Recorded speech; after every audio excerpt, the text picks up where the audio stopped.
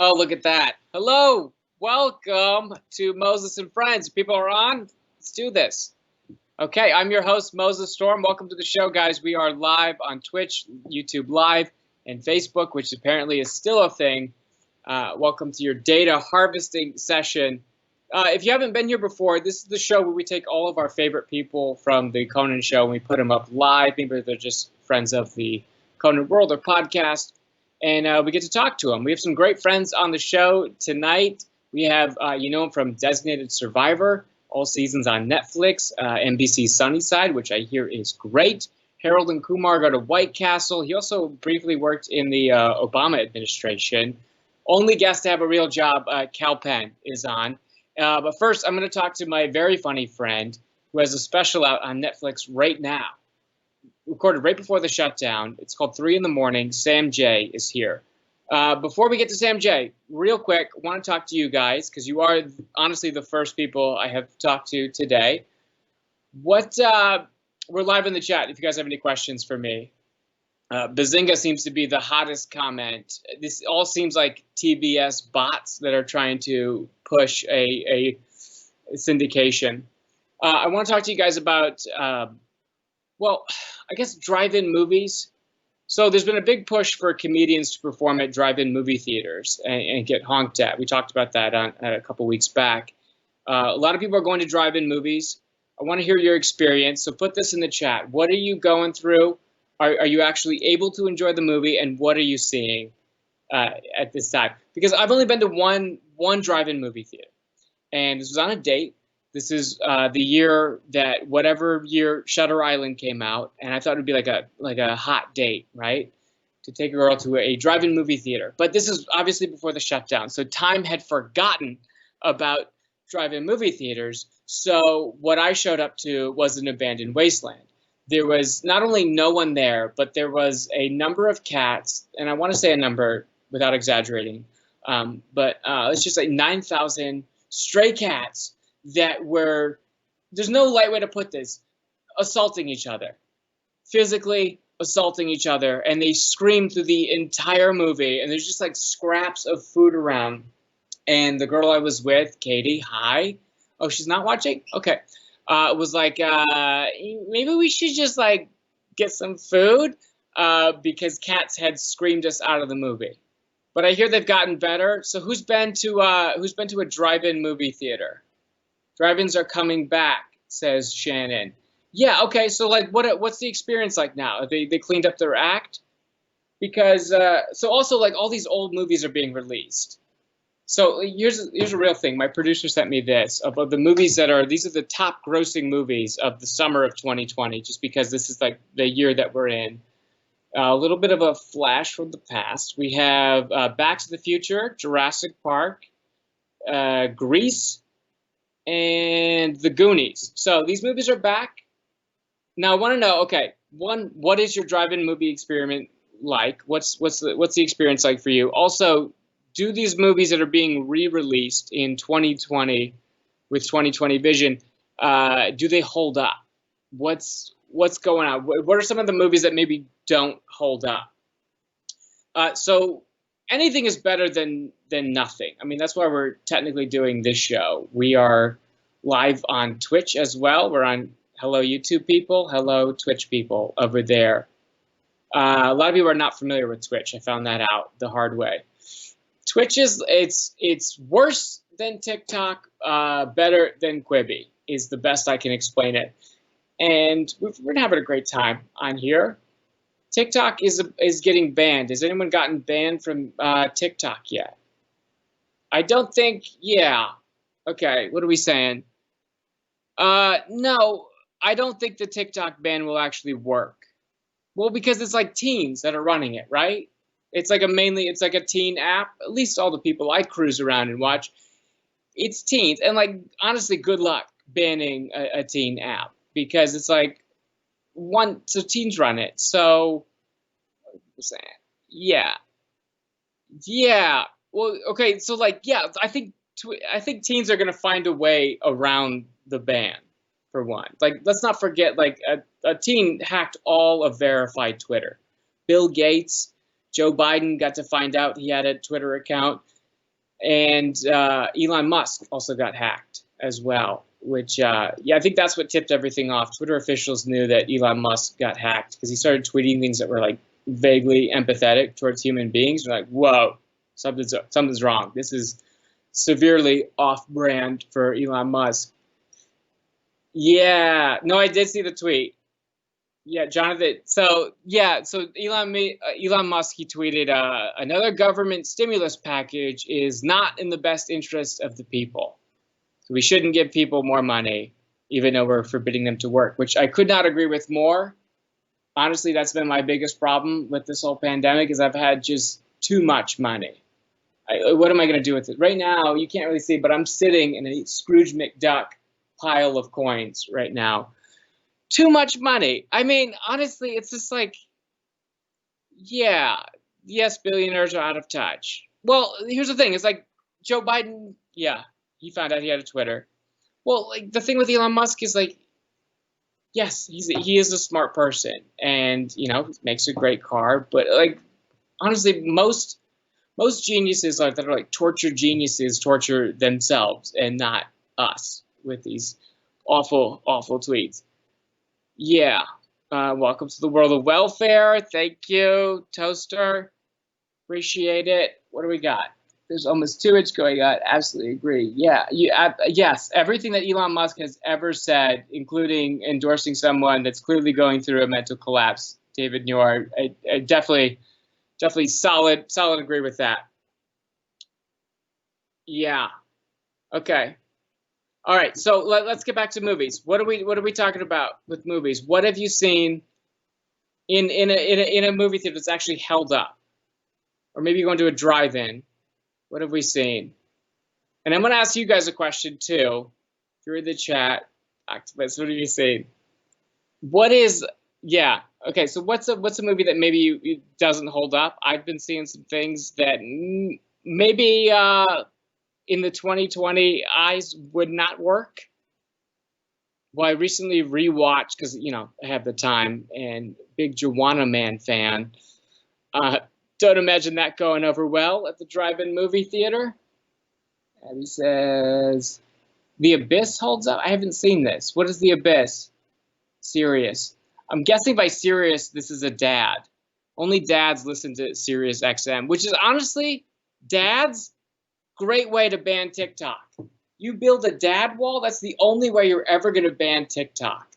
The quickest way to make a social media app not cool is to add your parents to it. Like I remember a time when Facebook was a place where people were like doing sex on each other. And then now you go to Facebook and it's just like your aunt screaming about QAnon and Pizzagate. Yeah. What's the title of this? The Last Polar Bear? That's a real movie? I think if we add dads, yes, absolutely. If we can get all of our fathers to sign up for TikTok, it's gone tomorrow. 100%, I give it 10 seconds. What are some things that we could get dads, like what's an incentive we could get to get dads to sign up for TikTok? Yes.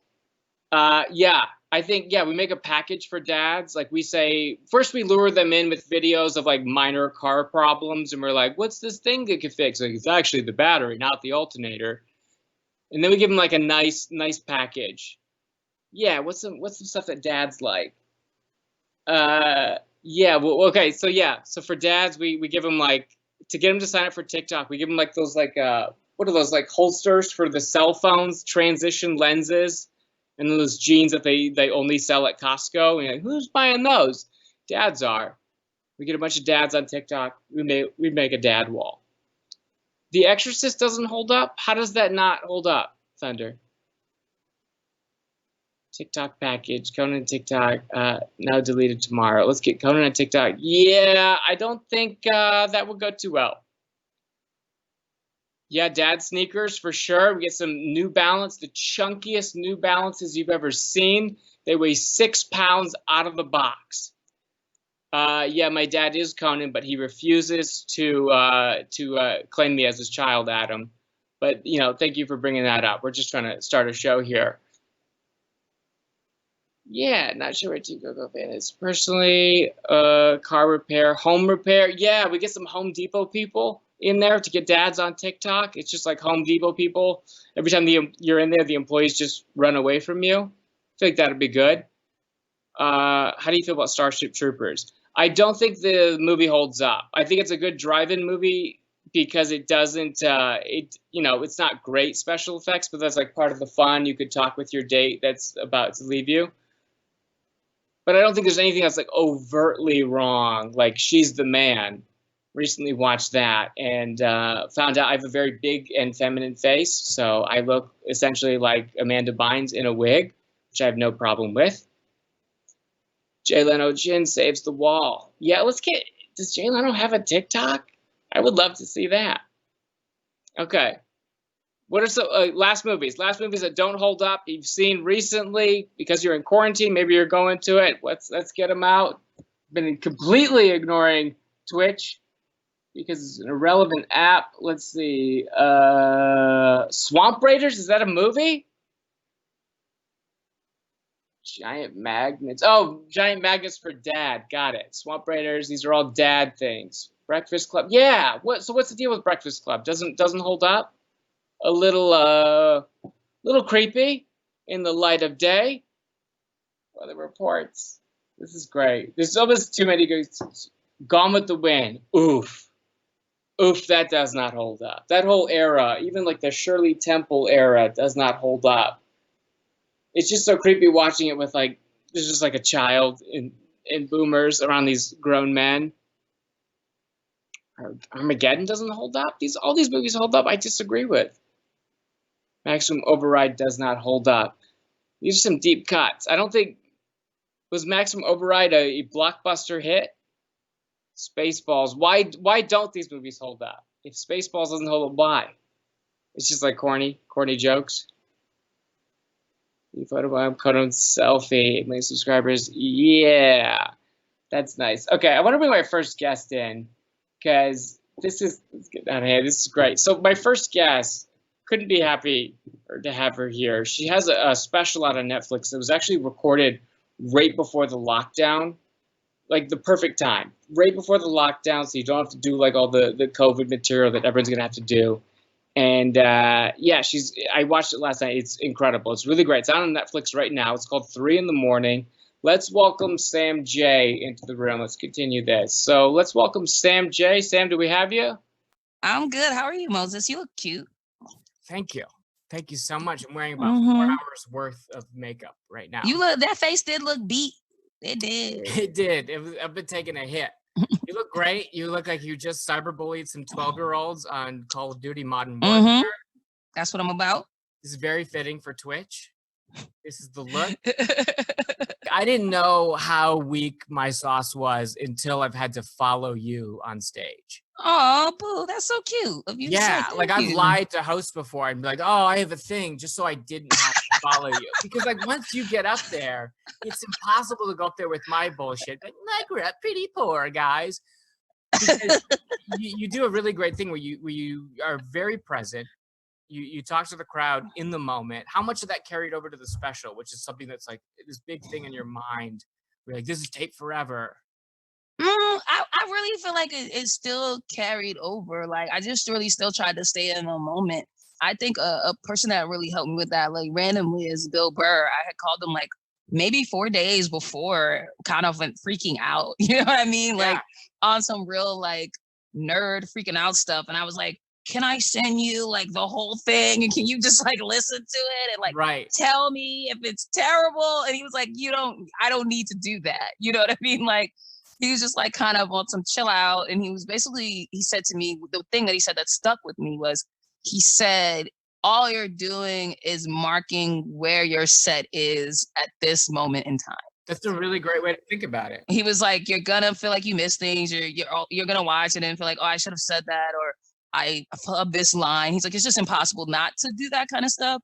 But he's like, all you're doing is marking where your set is in this moment at this time. And that's all it is. And once I kind of embraced that energy of it, it took a lot of that kind of weight off of me and allowed me to just be natural in the way that I am. And I think it truly did help it all. Yeah, to be present in that moment. Mm-hmm. That is a great way to think about it. Like, hey, listen, this is where I'm at right now, and not think about like, will I get another special after this? Will I be able to tour? Right, exactly. You taped a special in Atlanta versus Boston, where you're from. What was the thought behind that? I just didn't want to be bothered with my family. I just felt like it was it was just too many. My grandmother had 11 kids. I grew up there my whole life. I've got tons of friends, and I just didn't want to be overwhelmed by people. I wanted to be able to focus on the thing I had to do. Yeah, and just perform in a fun city. Mm-hmm. You ever feel weird about talking about people on stage knowing that they're in the crowd, like family members, like, oh, actually, this is how it happened. It's like, well, your version of what happened is not funny. Right. And no, I don't. I think the only person I'm concerned about when it comes to stuff like that is my girlfriend, because I live with her. Yeah. But other than that, no, don't worry about it. So have you had family members reach out to you and be like, actually, why did you say this? And you're just like, I don't care. I mean, I don't ever put them in it in a real way. I have 11 cousins, so I'll say one of my cousins. Now, if you the guilty party, then you just know you the guilty party. You know what I mean? I'll say my aunt. I have 7 aunts, like I don't ever put a name to the person, Right. You're not putting people on blast. It's just, no. I don't put anyone on blast. I remember a very specific set. This is when I was like just getting to know you. I think it was 2017 Montreal, which is where comedians would be today if this wasn't happening. It's the biggest comedy festival. You were part of the New Faces. Me and Jack were in the balcony, and it was very rough because everyone was bombing their New Faces sets. This big opportunity you get where you basically tell the world who you are. You get 5 minutes, and it was rough, and people were bombing left and right. And then you got up there, and you're supposed to do like the cleanest version of your set of like, what would my sitcom be? And you just started talking about your divorce in a very real way and crushed harder than I've ever seen anyone crush a New Faces set. Incredible. Oh, that's true. What was the thought going before that? Because I only talked to you after. I didn't talk to you before. Of like, was there a fuck it part of you, or was there of like, this is the only thing that's gonna work right now? I mean, that was the set I was gonna do. That's the set I had been preparing to do to go into New Faces, and like, I'm just a firm believer of like, I can't be doing shit I don't do. Because if I win doing something I don't do, then I'm always going to have to do that thing, and I'm going to be miserable. And if that's the case, then I might as well go back to working at the John Hancock mailroom. So like, why even set down that road? So it was kind of like, I just got to present this my way and like do it how I do it, because that's the way. If I'm going to win, I want to win. You know what I mean? Yeah. And I felt like also I was invited, and you know what I do? Like I haven't changed it up. So why would you think I would get on stage all of a sudden now and come out, talking like I'm some super clean comic? Like that just didn't make sense to me to approach it that way. Right. But before it was nerve-wracking, and people were being crazy, and I knew that most of those people were going to bomb. I've never got to say this publicly, but I really did. Please. I knew that most of those people were going to bomb, and not because they weren't good, but because of the energy that was back in that room. It was nuts. Everybody was on edge. It was the craziest vibe I had ever felt. I'm like, you can't have fun on stage like this. This is insane. So I left that room that they were holding us in, and I went down to the bar, and I was drinking and just like talking to people that were like coming in and trying to like go sit down and stuff. And I was just hanging out, treating it like a regular Thursday night at the Improv, because I was like, I can't be bothered with all this craziness. And I think that helped like alleviate my brain of all that nut stuff. Like, I think that's an important thing. If there's any comic watching, it's like, put yourself in the energy that works for you. Like, don't feel like you have to sit in that madness, because it was insane. Very important that I learned from you. And one of the only reasons I got to talk to you in the first place was that because we have a lot of mutual friends, so we do the same shows, but you always would talk to just anyone that's around, and I happen to be anyone, right before you go on stage. So you're talking like yourself. And not like, so I grew up half Irish and half Persian. Like, no. Hey, no one talks like that. Yeah. And that does help. It's like if I like that pace. Like I like to be in the middle of a conversation. They're like, you're next. And I'm like, cool. And I can just like go up and like do my thing. I like that pacing of energy because it does keep me in the moment, you know? Have you been out to any of the protests? No, I have lupus. So one, I just really haven't been out much, period. And not want to really be risky out there like that. So no, I haven't. But not to say that if I didn't, I necessarily would be. Like I've gone to them in the past. And I just find myself to be more effective in other ways. Yeah, as far as I think that's what a lot of, people with money could do is like, put your money where your mouth is, not like insert yourself into the conversation. Have you seen any white cringe allies online? Because I have seen some.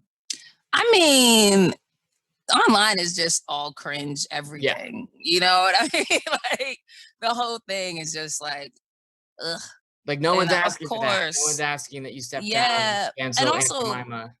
And also like that. Yeah, for real. And also like the explanations of like, it's like white people are always annoying with information, no matter the information. They're just like annoying with information. Right. And it's like just all the research that they're newly doing and just trying to like tell you about yourself a little bit is just like annoying. And there's a lot of moves that I'm like, I don't know if we really cared that much about that. Like, don't be taking all the flags away from the NASCAR people. Like, I get no car could have a Confederate flag, but don't tell people they can't wear one. One, that helps me identify people who I should not be around if I did go to a NASCAR rally. It's very easy for me to know no. Also, as a Black person, it's unsettling. Like, don't take away all the white people's, like, these poor white people need something because you take away their Confederate flag, next thing you know, they're lynching. Like, just let them hold on to their little piece or whatever they got. and that's fine. The flag is better than murdering a human being. Right. It's like, maybe, no, you can't have it over a state capitol because that state capitol represents everybody. But if Bubba wants the Confederate flag to drape over his man boobs and represent him, by all means, let him do that. Absolutely. Yeah, the flag is a helpful reminder. It's a contact tracing for racism of like, this is a racist person. Stay away. Yeah, I don't want to get into a conversation and learn about this person. No, I love when I see someone ride by with the flag in their car and a gun. It's like, don't drive by him. There you go. Go that way. Good to know. So as far as like, I mean, white people are stepping down from voiceover jobs. Aunt Jemima's canceled. I mean, in the bigger picture, how helpful is that? Or is that a cop-out and like, I don't have to do anything else because I did this one thing? I think it's a little of both. I do think it's helpful in the sense of like, I do think it's helpful for white people being aware of like, my privilege is getting me things that other people are not having access to. And if I actually want to be helpful, then I need to recognize that and then do something about it and not just recognize it. So I do like the action behind it. But then again, like you're saying, it goes too far. Like we had to cancel Uncle Ben. And that really messed me up because one, it's all perception. I never saw him as a manservant. I thought he was the runner of a rice company. He had a suit on. I was like, oh, this is a distinguished Black man that made good rice. Like, I really never put any other stank on it but that. And I was proud to eat Uncle Ben's. I'm like, look at me supporting this Black man and his good rice. But got a good apparently suit. it was some white people rice. Right. Well, I think it's for white people. It's like, well, now I don't have to do the really uncomfortable thing as far as like standing up for Black people in my life because I did this one thing of this thing that has nothing to do with rice that white people don't even eat. Uncle Ben has too much seasoning. Right. That's what I always felt like it was the Black rice. And I had all like the Black stuff in my home. We had Uncle Ben's. If it had a Black face on it, we was buying it. And that was probably the white man's propaganda. But I did like having a Black man on my rice. It's comforting. So I think, yes, white people should not play people that are not people of color in voiceover. But I don't even know about that. I don't 100% agree with that. I just think we're at a time where these things need to be shifted. And so they're shifting. Yeah. But I hope we get to a time where like people could just be doing what they want. You know, like I think that's the ultimate goal. Like I don't think it should be a thing. Like I was talking to Alex English and he was like, well, I'm tired of straight actors playing gay actors. I'm like, well, why can't this acting? You know what I mean? I was like, I think the problem is there's not enough roles and gay people aren't getting roles. And so it's frustrating. And then you see a straight actor playing a role and you're frustrated. But I would like to see gay actors play straight actors and straight actors, like, because That's the art form. And a part of why you want to act is to be something that you are not and portray something that is not necessarily you. So we got all the white people just being white and all the black people just being black and all the gay people just being gay. And we can just watch motherfuckers in their actual life. And we don't really need to see them portray or project anything else, you know? So I hope we progress to a place where we are a true equality happens, where we're fine with all that. Because I think we start to tiff and fight over those little things because we're not experiencing equality in our day to day. And if we were, then we would care way less about that kind of stuff. That is very, very well said. I mean, yes. I mean, that is, I 100% agree with that. The other thing is like, I learned this from touring with like you, Jack, and Chris is like, yes. Do you think it'd be positive if white comedians stepped down from doing a black accent on stage? I just think it's dumb and hacky. So like, just don't do it because it's stupid. Anyone not familiar, a white comedian who looks just like me would be like, yeah, man, y'all don't even know this shit. And it's like, what are you doing? What? And I remember. Yeah, just don't do that. We were in, I think it was San Diego, and you were just like, no, from the back of the room. I think just that don't might do be that. helpful. That might actually be helpful. Indeed. This is really great talking to you. I mean, this was fun. I really trust you. I trust people that have called me a bitch to my face. Right? I remember one time we were at Jack's taping. I was wearing a quilted dress shirt. One of the many mistakes I've made. And you're like, Moses, you're such a bitch wearing a quilted dress shirt. So I respect you ever since then and love you more than anything. So thank you so much for doing the show. Donna's Daughter is a album you already have out. And then newly, 3 in the Morning is on Netflix right now. Sam J, thank you so much for taking Thanks. Bye. You. So my next guest, very excited to have him here. My former boss, good friend of mine, someone I've talked to through this whole quarantine. Please welcome Cal Penn. What's up, Moses Storm? How are you? You're riding this out in New York. Every day that I FaceTime you, I've been trying to convince you to get out of New York. Yeah, well, now it's fine. You were right for, 2.5 months. Now New York is absolutely crushing it in numbers. It's not fine. I just want to be clear and for everybody watching who's like, oh, we should just go to New York. Is still not fine, but yeah, it's better. Saying everyone should come there and should go clubbing is what I heard. So that's the message we'll put out. Cal Penn says COVID is a hoax. Will be the clickbait article. In fact, if anything, I just want everybody from the rest of the country to please not come to New York, New Jersey, or Connecticut.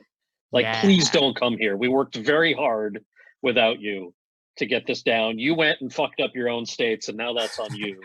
So please don't come here. You gotta let not all of California, but LA, New York, we have this relationship. LA is terrible right now. The cases keep going up. It's so sad. It's more embarrassing now because it's supposed to be people that are like hyper liberal, overcautious. I don't give my kid any gluten or sunlight because that's bad. Those people are irritating. But there's that, right? But then the more obvious thing that confuses me about LA is you don't interact with humans. I lived in LA for 12 years. You're in your car all the time, or you're in your apartment. People rarely walk. How are you guys spreading this? Because people are hotter in LA, so people cannot help but smash each other. That's fair. That's true. Bundled up, you're gonna eat a hoagie. Like you're 100% true. Yeah, you're garbage. You're used to having as a performer and actually a lot of downtime. So you can just kind of shift into like, oh yeah, this is a time where I'm working, or I just got canceled for something. 2003. But so I want to know, have you picked up any hobbies, skills that have nothing to do with your career? Something that takes your mind completely off it, that maybe are not going to benefit you at all. It's not like I'm going to learn Meisner technique. Yeah. I mean, yes. Keeping in mind, I know the answer to this question already from our FaceTime call last week. Is it the cooking? Is there any purchases you have made on Amazon? Anything that maybe considered? Oh, wait. Oh, no, he's going to look for it. You're talking about my puppet? Oh, yes. Cal Penn. Let me get it. You know him, you love him. Worked in the White House at one point. Now has a puppet. Let me get this fucking puppet. Hold on. This is, this Where is something. Is he? He I know peeled you back, can hear me. Hold on. Back with his super strength. Oh my God. Okay. This is a purchase I told him not to do right before he was making it. He was 3 beers deep. He'd already purchased several wigs for sketch characters. Yeah. So And when then, you said have I been working on anything or purchased anything that has nothing to do with our career, I he quickly popped into my mind, and I thought, well, that does sort of have something to do with our careers because we're actors. And no. hey, buddy. Hey, Oh no. What's up? Hey. You guys, that's a meltdown. That's a symptom. Oh God, this is fucking Moses Storm, motherfucker. Moses Storm.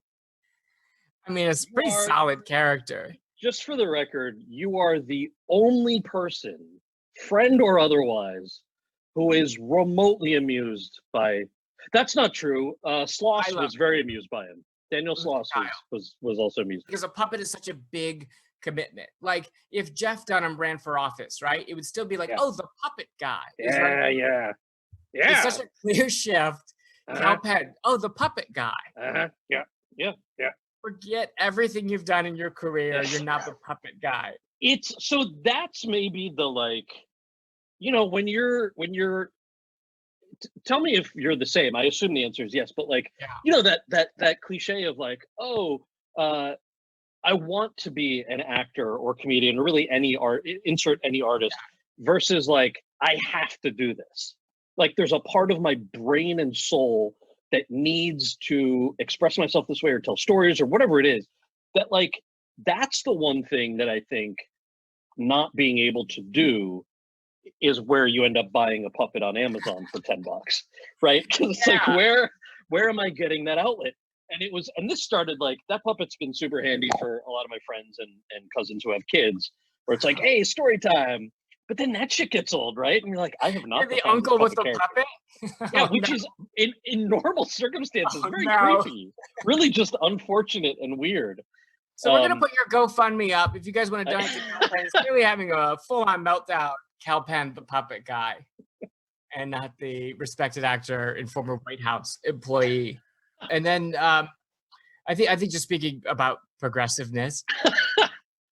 Yeah, we're at a point industry-wise, is something that you could speak on, where the industry is getting a lot more progressive with the movements and the peaceful protests that have been going on, where it's taking effect on the industry, where now actors are stepping down from voiceover roles that are white actors playing people of color. Because I think what you were telling me is that early in your career, when you were coming up, there wasn't the option. I mean, things are not even close to what they should be now as far as inclusion and people of color getting the jobs that they deserve.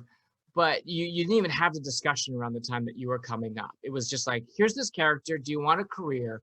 Do this. Yeah, there was a project I did that required an accent, and I took it, and I did some research on what the accent would sound like, and then I get an email from the producers that's like, hey, here's the dialect coach you're going to make sure that you can learn the accent. And I show up to this office, and it's this old white woman who's teaching me how to do an Indian accent. Yeah, I wish, you know what, I wonder if I still have it taped somewhere. But it was you doing it in the accent, and then she doing actually it's like this. Well, she would do it first. White people, no.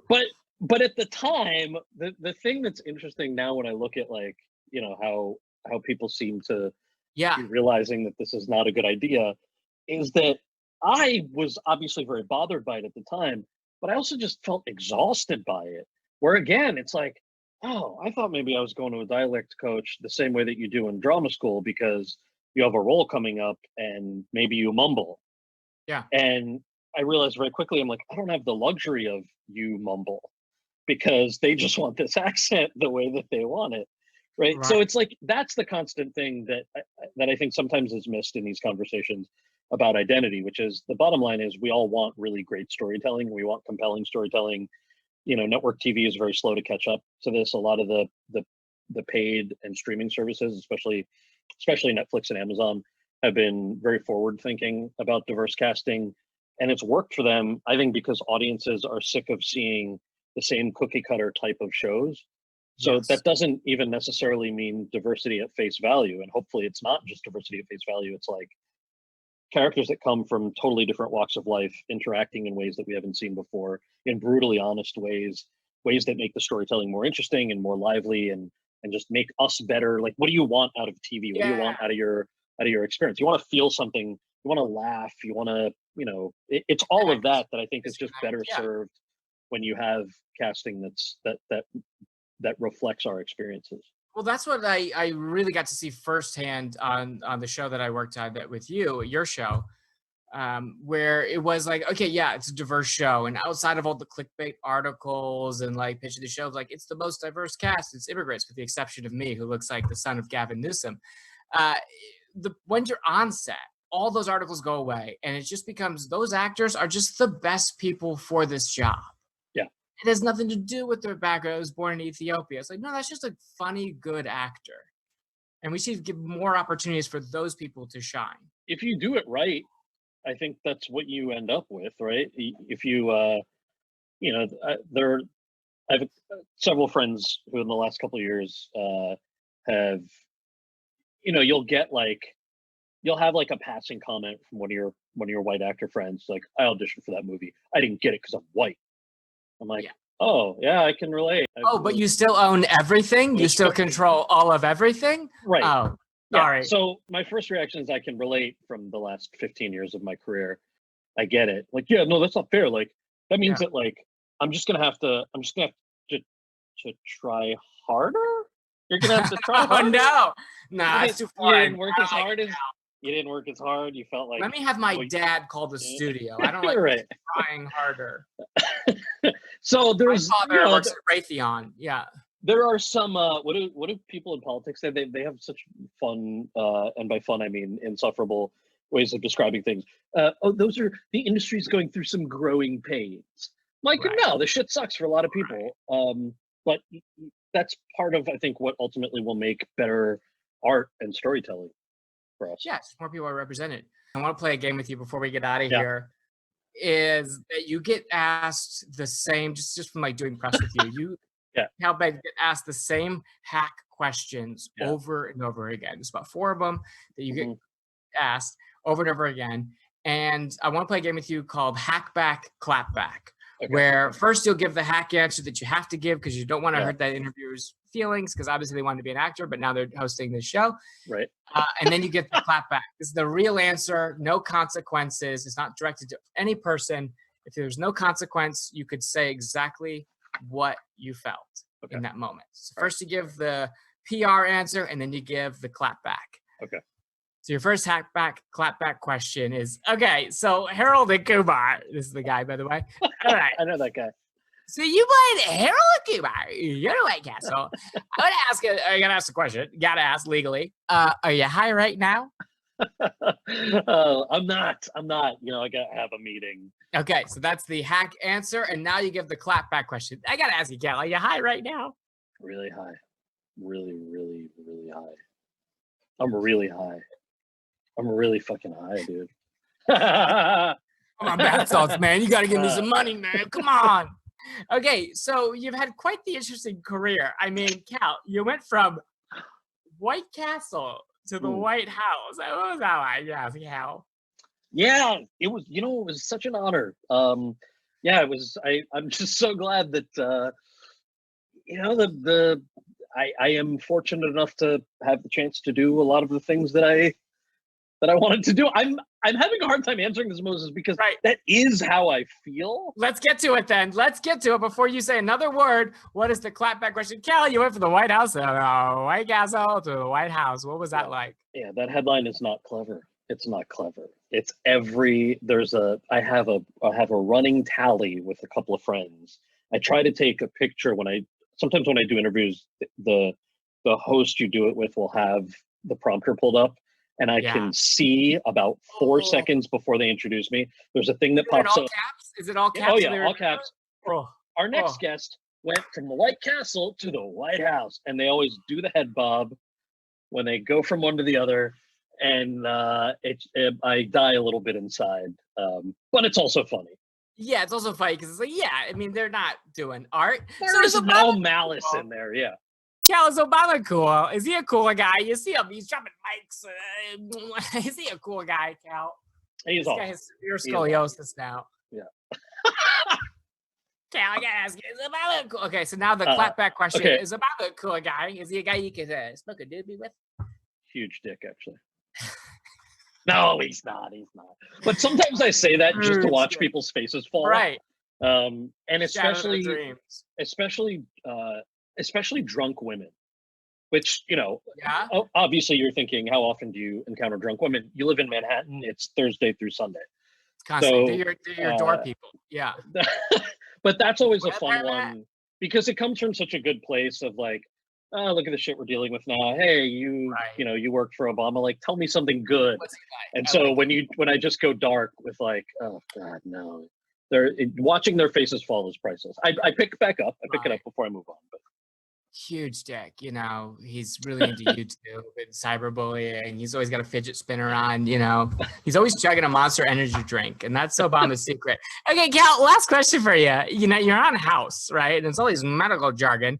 If you're on a plane and someone's having a allergic reaction to peanuts, do you ever get asked to step in medically, Cal? Sometimes. Sometimes, yeah. Oh, Cal. Yeah, Cal. So, Cal, you've worked at House. You learned all that medical jargon. Are you ever forced to step in a medical emergency? Oh, no. Oh, no, Puppet's out. Puppet can say whatever he wants. Can't cancel a Puppet. That was your motherfucking question. Oh, look how clever I am. And look at very fucking clever, Moses Storm. Hey, shit. That's not nice. I should not enjoy it. I'm not nice. Yeah. Here I am just swinging my dick, just swinging it. All right, well, that's not necessary. I think we figured it out. You got to bring the puppet with you. The puppet. The puppet said that. The fun thing about that question recently is, so I did a graduation speech at Quinnipiac University. I want to say 3 years ago. Yeah. Yeah. Well, that's not a humble brag. I got paid money and I gave a speech. I did one. I am available. Phoenix. Yeah. Did you? No. I wish you had. Very lucky. Yeah. Okay. So you did this. You did this speech. Okay. So when I show up there, and it was really fun, and I enjoy doing these things, and it's a fun side gig. They gave me an honorary doctorate, and so I have been trying to figure out for the last 2 years. The next time I renew my driver's license, can I put doctor instead of Mr.? Am I allowed to do that? And my understanding is that you sort of choose your title. Nobody verifies. You don't have to send a diploma. But even if you did, it's a thing that says it's honorary, but it says you're an honorary doctor. So like, if I'm saying all of us could do that, we could all go. I could go, Dr. Moses Storm. Also, I don't know, but I am in fact a doctor. And so when somebody on a plane asks if there's a doctor on board, I'm really with the puppet. I'm actually really tempted to hit the button. I want to hit the button. It's no longer the overused question that people ask me because I was on House. It is now me really, really wanting the next flight I'm on to have some sort of a medical emergency just so I can introduce myself as a doctor. But what's the plan? You actually get there. Someone's like their neck's blowing up from a peanut allergy and you're just going to get the same speech. No, and they're like, doctor, what do we do? I'm like, well, I'm an honorary doctor of letters from Quinnipiac University. I can talk to the patient. The patient can't talk. He's dying. It's not a good outcome. Huh? The puppet gives mouth to mouth. Yeah. It suddenly becomes a Nathan For You sketch with not a good outcome. Right. Psycho Cal Penn murders patient on a commercial flight. What a time for it. This is really great talking to you. Thanks, Cal. Bye. And thank you to Sam J for joining us. That's going to do it for us. Thank you guys so much for tuning into the show. We will be back again because these are a lot of fun. I'm Moses Storm. Good night.